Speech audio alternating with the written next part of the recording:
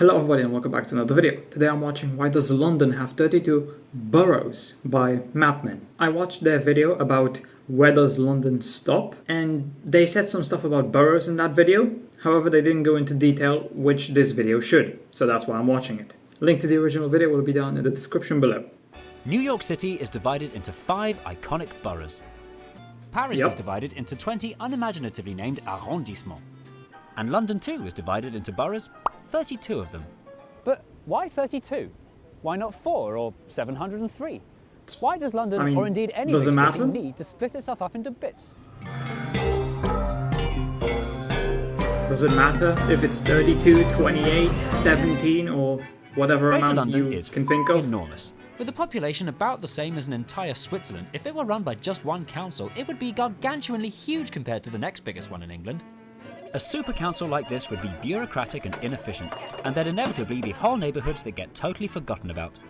Another reason to divide London up is that it's not So just that's why big, it's been split. It's diverse. From the touristy West To End make to the managing densely it populated easier. Victorian inner city to the leafy 20th century suburbs, different parts of the capital have different needs, and what they spend their money on is a local decision that should be decided locally. That's why the city is split into several subservient subsections. While London had been subdivided like this for centuries, it had never been subdivided very well. Before 1965, the area we now call Greater London was made up of 86 authorities, based mostly on ancient church parishes, many dating back to the Middle Ages. There's lots of evidence of the pre-1965 authorities you can still see today.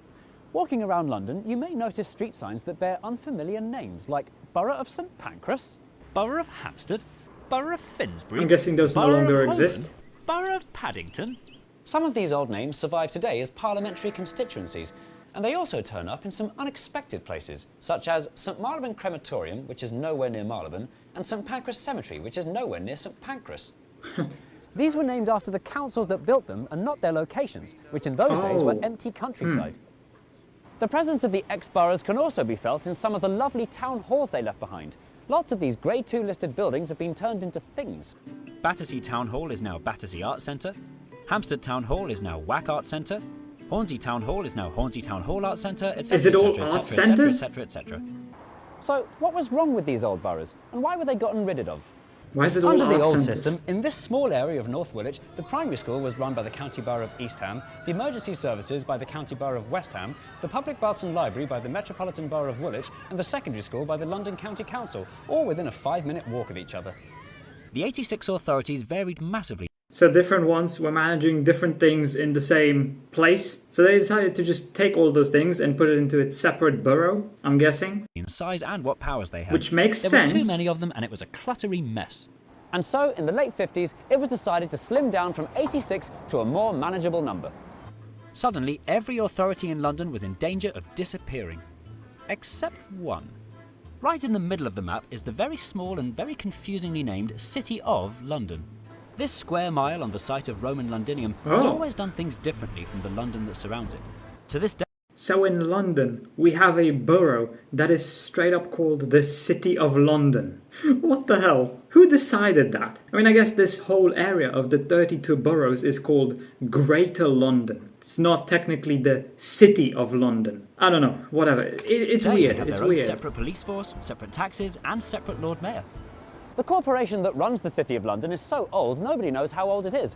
The oldest document we can find is from around 12-something, with a little paragraph. We could talk for hours about what makes the City of London weird. Basically, due to its historical importance, the city was going to be left alone as it was, but the rest of London was getting a complete overhaul.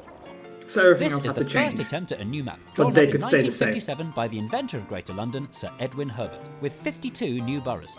So why wasn't it used? When this map Too was many? shown to the man who had to approve the new boroughs, Minister for Housing and Local Government Keith St John Joseph, he didn't like it for 2 reasons. I don't like it for 2 reasons. One, these suburban fringes aren't going to be part of London after all, and B, these boroughs are still too small. A proper borough should function like a city in its own right. Yes, that is a proper borough.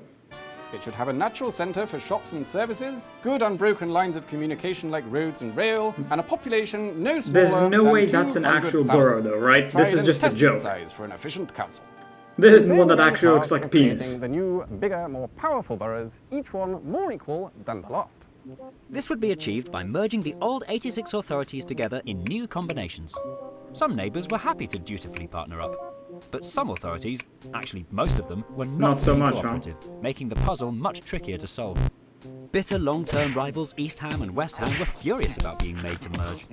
Hornsey was begging for an up-down alliance with lovely Southgate rather than a side-to-side one with smelly Tottenham. Woolwich was refusing to give up its weird little enclaves north of the River Thames, a map anomaly dating back to William the Conqueror. But this was precisely the sort of silliness getting rid of this entire exercise was the point of. Wandsworth argued that it already met the criteria to carry on as a borough on its own, and it did. So who cares what they think? It's happening whether they like it or not. But what would then have happened to Little Battersea? It couldn't join the surrounding Wandsworth or the new combined borough would be too big. The only solution was to slice the old Wandsworth in two. Oh. Fights like this were happening in every corner of the capital. But arguably, Keith's most controversial combination was here in northwest London. Wembley was a mostly home-owning, mostly Tory-voting, leafy suburb. Willesden was a mostly renting, mostly Labour-voting urban neighbourhood. As well as being Combined nothing them. alike, the two sides were isolated from each other. There were only two small roads connecting them. Keith was inundated with angry letters from both sides opposing the merger. But since all the surrounding boroughs had been solved really nicely, and he was in no mood to start all over again, Just do it. the improbable and impractical shotgun marriage between Wembley No and one Willesden cares had to go about ahead. your political opinion. You're There being was no merged way whether to you give like it or all not. 86 authorities what they wanted.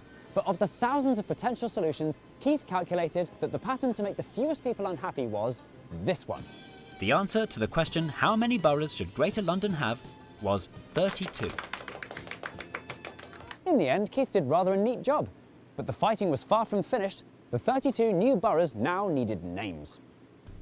Rather than cause any more arguments, Keith let the new boroughs come up with their own suggestions for what they should be called. That's still going to They cause a came lot back of with some fighting. really stupid. Especially in boroughs where you have previous boroughs that were rivals but are now one. They're going to have a lot of infighting on what the name is supposed to be. names, like Osselton Gore, Sorensen Spread, Chiggle-Wanwood, 32, and 3 of them wanted to be called Riverside, including one not on the river. If they want to be Wait, trusted, there's 3 two of them North wanted to be called Middlesex. Riverside, including one not on the river. We have hold on a second. 32, and 3 of them wanted to be called Riverside, including one We have Central Middlesex and Barnet. We have West Middlesex, South Middlesex, North not Middlesex. on the river. Another North Middlesex, Norasex, which is pretty close to North Middlesex. if they want to be trusted to come up with their own names, they have to stick to these rules. A. Give clear indication of location. It's got to be somewhere people have heard of. 2. No silly made-up words. And most important of all, 4. Absolutely no double-barreled or unwieldy long names. Under these new rules, most boroughs chose one of their existing names. In most cases, it was obvious which one was most deserving, especially Harrow. Usually, the honour went to the Harrow borough just stayed with the the same. biggest population. But sometimes it went instead to the borough considered to be the most historically significant. And yes, this did cause massive arguments. It was bad enough being conquered by your neighbour, but I imagine mean, having to take their no name matter as which well. option you That's chose, like there would have telling been a bunch people of Scotland, arguments. You're called England now, except nowhere near as big a deal. If councils couldn't agree on an existing name, they either had to come up with a neutral compromise or have a neutral compromise imposed upon them. East Ham and West Ham put it to local residents to pick a new name, which predictably resulted in the they're suggestions pigs because Hamstrung, it's ham. ham sandwich and ham sweet ham. The councils ignored these and became Newham or Yeah, Newham. good. The rest of the new solutions, however, were nowhere near as inspired, and nearly all broke Rule A. Before 1965, hardly anyone was familiar with the ancient names of Havering, Tower Hamlets, or Hillingdon, which was only chosen because the grandfather of one of the civil servants was a rector of the tiny parish with that name. More lowlights include Redbridge, named after a red bridge demolished in 1921 that no one remembers, the dully monosyllabic Brent, Why? a poor choice given that a Brent tube station already existed and wasn't in Brent. And in my opinion, the worst one, Haringey, named after a small neighbourhood at the southern tip of the borough, but with one of the R's removed and one of the A's turned into an E. The two spellings have been confusing Londoners That's so ever dumb. since. The 32 names had nearly all been agreed when Keith received a letter from the influential and very important Captain John Lichfield, Member of Parliament for Chelsea. The letter said, You better not forget the name Chelsea when you name our new borough, or I'm gonna come round there and I'm gonna wash Oh, shit. But I already promised the Royal Borough of Kensington they could keep their name. he said. What could he Uh-oh. do? To save his own skin, he let both sides have their way, producing the absurd dodecasyllabic The Royal Borough of Kensington and Chelsea. Keith's own rules made Wow. it very clear that this sort of name wasn't allowed. How And it was quite original. an insult to the much larger groups of people who'd campaigned hard for and Deptford and Battersea. As usual, it was one rule for the very posh who get taken seriously when they complain, and another rule for everyone else. After decades of pressure, the ministry relaxed the ban on and in 1979 when Hammersmith gained an and Fulham, and in 1980 when Barking gained an and Dagenham. And that's how we got the 32 boroughs with the 32 names that we're still using today. But that's only half the story. How are the London boroughs run today? How is life different from one borough to the next? How can you tell when you've crossed a border from one to the other?